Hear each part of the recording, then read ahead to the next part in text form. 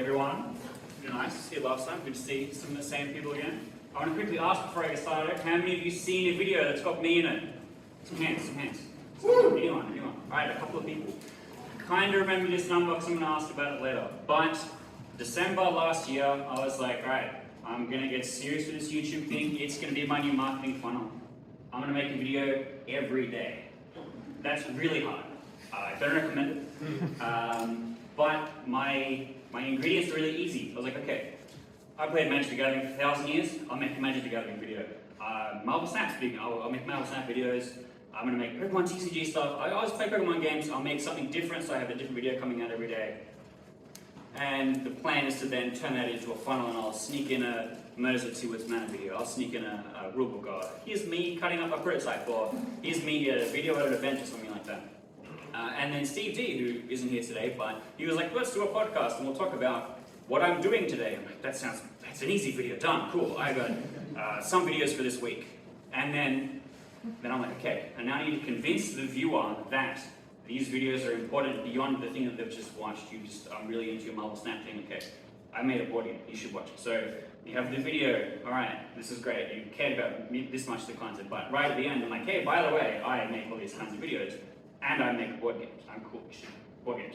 And then people mostly don't care. When you look at the YouTube metrics, they only watch this much of the video, which is not that helpful. But still, the plan is to get them to come and look at the board game at the end.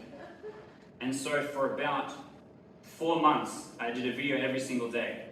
And if you have a look at all the metrics, I probably reveal all these things. I don't have a fancy video or anything, but you would have a look and you go, okay, these particular videos really popular. And it was the Marvel Snap stuff. It was the new big happening thing. Maybe I was insightful. Maybe I just nailed the thumbnail for that particular category. But people would come and they would watch that. And you would look at everything else, and there's a giant chasm where Marvel Snap is the little valleys and all along the side. Everything else no one cared about, because when you're creating that kind of online identity, people identify you as one thing and they care about that one thing. So the title of the talk is kind of bait and switch, because don't do this. It didn't really work out for me. However, the upside, and what I wanted to elaborate on a little bit, is the people that you saw had their hands up know who I am now. So doing the YouTube wasn't necessarily a good customer-facing thing. It was a really good networking tool. And then now that's why I'm transitioned away from making a video every week, every day of every week, to being one every week, where I make the podcast. And we talk about more specific stuff that's more related to what I'm doing, so that when people find it, they go, oh, I saw your podcast episode. I'm like, great, you're watching content I care about. And I learned to think, like, great, that was the point.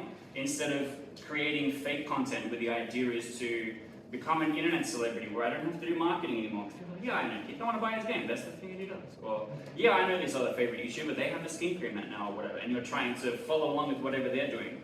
Because when a Twitch streamer or something becomes super famous and they go, hey, I made a bidet, you should buy it, people are like, alright, I support the guy that I like.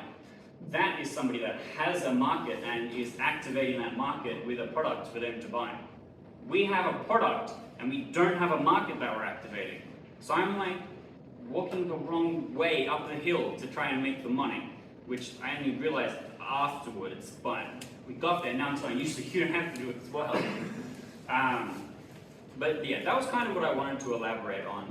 A lot of the things in the way that you're doing your marketing doesn't necessarily have to be so exhaustive and so directly customer facing all of the time. I say this a lot on the podcast, but I value stuff like DevCon way more than things like PAX, because mathematically, let's say you've got a 4-player game, you've got 8 hours on one day of PAX to show your game, 24 people get to play your game if you're sitting in one of those seats. And so if 24 people buy your game, you didn't pay for PAX. You didn't get your money's worth. I come to DevCon, every one of these people I'm looking at, a lot of these people that are a bit more successful than me, now know who I am, because Carl said what my name was at the beginning. I made my money's worth all of a sudden. I am on camera right now. I made my money's worth all of a sudden. I'm going to blog about this later. Some of you might watch it. You are here for it, but some of you might watch it. I made my money's worth. And what I did kind of want to elaborate on, like I said, is that the networking is some of the key stuff. We should be working together. We should be trying to help each other out, learn what kind of skills each other have got. Get on each other's interviews, get on each other's YouTube channels, get on my YouTube channel, work with somebody else, show up in a YouTube short, work together to make content instead of grinding out promoting Marvel Snap. They don't need the help. Promoting Magic the Gathering. Last time I checked, they're older than I am.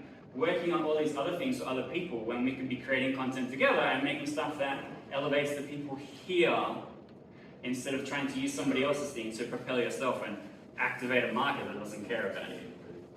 But I do want to keep it short. That is kind of it from me. If you want to come back with your car and rescue me.